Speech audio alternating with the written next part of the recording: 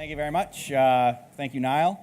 I agree. I think I agree in the disruptors. One of the things is we're in the enterprise space and have been for a very long time on the rich client side. So if you're building WPF apps, Windows Forms apps, ASP.NET apps, Infragistics, you've probably been using us since, God knows how long. 30 years we've been in business. But what happens is in the enterprise, decisions are made not necessarily based on the best of breed. It's what's going to be easiest for the team to use and how you can drive forward with that, your application space. But what the analysts are saying is whatever you pick today, in 3 years, it's going to be the wrong decision. So don't freak out about it. So we were at a customer today, Kirill and I, who's in our office here in London, and people get really hyped up about, am I making the right decision? Is it React? Is it Web Components? Is it Angular? It doesn't matter because it's wrong in 3 years. It's not like the past where it was pretty stable with Microsoft and you had this, solid space of rich client. When you pick Angular, when Angular 11 comes out and breaks all your Angular 6 in 3 years, you're going to be, anyway. So it's just something that you really can't get worked up about because the web changes at such a rapid pace. Who's the winner today is the loser tomorrow. So what I'm going to do is talk a little bit about what we're doing at Infragistics and how we integrate in with OpenFin. So I'm Jason Beres. I'm the Senior VP. I'm going to focus on Angular. I'm also going to show a little bit of Web Component too. Web Component is a potential disruptor, but the nice thing about Web Component is although a web component at its core is going to be framework agnostic, you can put any API on top of it, be it Angular, be it React, so you have this nice experience if you want to use it inside of that type of application. So the reality is we're working in this enterprise today that has, let me set my timer, because I'm going to be late for sure.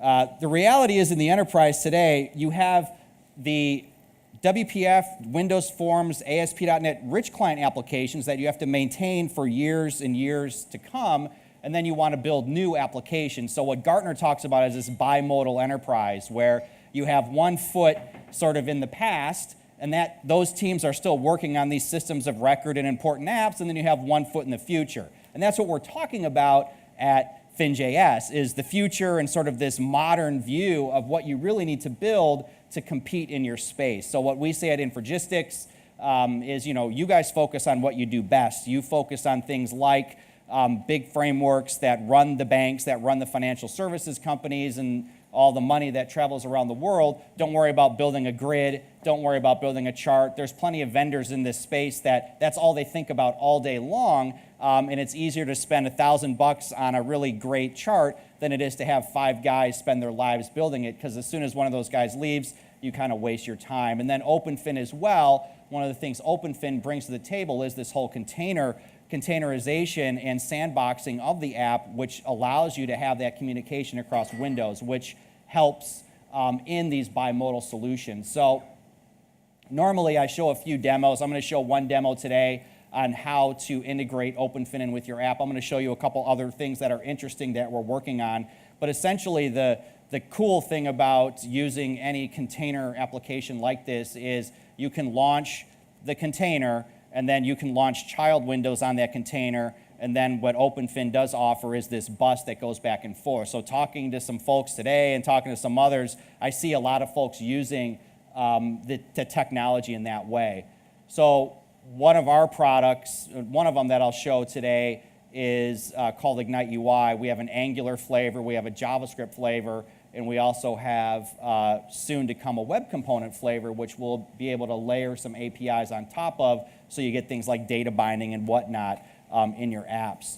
So what I want to show you real quickly is just a couple things that make it a little bit easier to write code in this modern world where WPF, you had a lot of templating, and it was a lot of the templates were very difficult for a developer to do. Windows Forms, you didn't have any templating. One of the nice things about Angular, and you can see right here in my code, is there is this ng template concept. And so when you're building apps in Angular, and I was talking to a customer today, and they said, hey, can we do this and stick this in here? And I'm like, yeah, the great thing is with Angular, you can pretty much template whatever you want. And you can expose that to your code behind your TypeScript file and kind of render any experience. So if you want something really fancy in a drop-down, if you want something really rich in a grid. So in this case, this grid has some up and down arrows and some other formatting. But the other thing about this grid is it's super fast as well. So this actually has 300,000 rows that are generated in the grid, and it just kind of scrolls really smooth. So at the Fin.js last year, it was about, hey, is HTML5 really a viable solution for the web? And I would say it definitely is. Another area that we're working on is charting as far as performance goes. So this is all it takes to render a chart. So basically, we have these open and close tags that let you define a chart, and you throw some data at the chart. But the cool thing is how fast this chart actually is. So I just generated 1.5 million data points, and you can see, even with my fingers, I can zoom in and out and scroll really quickly with this chart. So again, this is HTML5, huge volumes of data that you can just render as, not interactive, or actually render in real time. So here, if I grab this guy and add some more data and change the amount, this is 710,000 data points that are pumped into this chart, and I'm using my Surface Book touchscreen, and you can see that we get some amazing real-time performance in this guy. As you zoom in, you'll see even on the overhead, it's like buttery smooth displays. In order to do that, there's no code. I mean, there's code to actually pump data in the chart, but to get the chart to render, it's like 4 attributes on an open and close tag. So it's actually pretty cool. And then one last thing as far as some performance stuff, Niall talked about, I actually ran out of memory earlier because I was trying to run Camtasia, but Niall talked about Web Component, and Web Component actually does appear to be something that can be quite disruptive. So one of the neat things is when you talk about financial services and high performance, this is actually not running in Angular. This is just running a pure JavaScript grid. It's all actually TypeScript. But you can see that the scroll performance that you can get, this is 50,000 rows and 130 columns of data. And the scroll performance that you get, and even in interacting with the grid, if I click the animate stuff button down here, if I can find my mouse, you still, as I'm scrolling and as I'm animating, it's still happening in the grid. So I don't have any jerkiness in the grid, nothing weird is happening.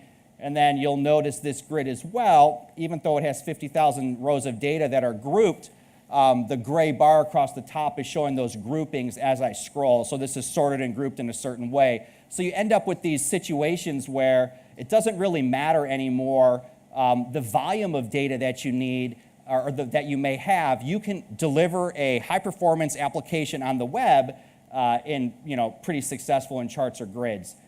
So the last thing I want to show, because I have a couple minutes left, is OpenFin, real quick, because I know I'm running out of time. So let me close this guy out. And I have an actual app already running and built. So I'm going to double-click my icon here. The great thing about OpenFin, and I like to demo this because it's such a common scenario. So this is an Angular app. And integrating OpenFin is super easy. There's a CLI, and it updates your app.json, and you're kind of ready to go at that point. And then however much you layer on top of the API is really up to you. But without doing any real OpenFin stuff, you just get this containerized, Electron-based app. I think it's, going to give you some capability there. It kind of looks like a desktop app. In this case, I've got some data in a grid here, so I can jack this up to lots of rows, and we have nice scrolling, and so you really don't have any performance issues or reasons that it wouldn't work inside of OpenFin or outside of OpenFin. You still end up with a very powerful solution. But in this case, what I did was I told OpenFin that I want to open up a sub-child window in a container as well. So I have a couple buttons here. I'm going to jack up this button here, or click it actually, not raise any numbers here. And this is opening the same financial chart window that I had earlier. So this just pops this up. But what's even cooler is if I go double click this icon here, this is again another financial chart, but it's a WPF app. So this WPF app, I'll kind of move over to the side. I'll minimize this guy. And what happens is if I click the button under Actions, you'll notice that my WPF app is actually changing. So here, well, look, why is this thing going there? It thinks I'm on a mobile app. So you'll notice I'm clicking this guy. Now the way that happens is the magic of OpenFin, and this is the common scenario. So this is where we start getting into this bimodal solution. So believe it or not, the code to do this, if I look at it, is going to be, where am I at here? I'm in banking service, grid 1 component. So let me scroll down here. Actually, Visual Studio Code will catch up in a second. There we go. So this is it right here. That's all the code you need to actually pass something off to the bus in OpenFin, and then whoever happens to be listening will grab that and then do something with it. So it's essentially 3 lines of code. And you can get really rich with this and do a bunch of things like, is the window open? If it's not open, launch the window from my Angular app, like launch my WPF window and vice versa. But anyway, I like to show this because it is super easy and it is super powerful. The chart, actually, what I'm doing here is a little different because I'm popping up this window within my app, so I want to give it a name and a couple properties. So it just accepts these properties and pops it up. Real quickly, with Infragistics, we have an office here in London. Kirill is right over there, and Vince is somewhere around here. Come talk to us at our booth. And there's where we're at in London here, right there at 4th floor Crown House near Hammersmith. Check out Ignite UI for Angular. Come to the booth and talk to us. My email is jasonb@infragistics.com if you guys have any questions. And thanks to Mitra and the OpenFin crew for having us.